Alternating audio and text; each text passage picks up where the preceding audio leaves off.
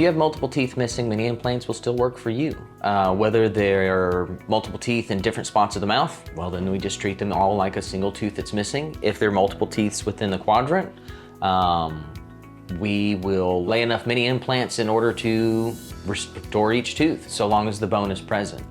And then of course that's on an individual basis. We see on your x-ray if that is a possibility.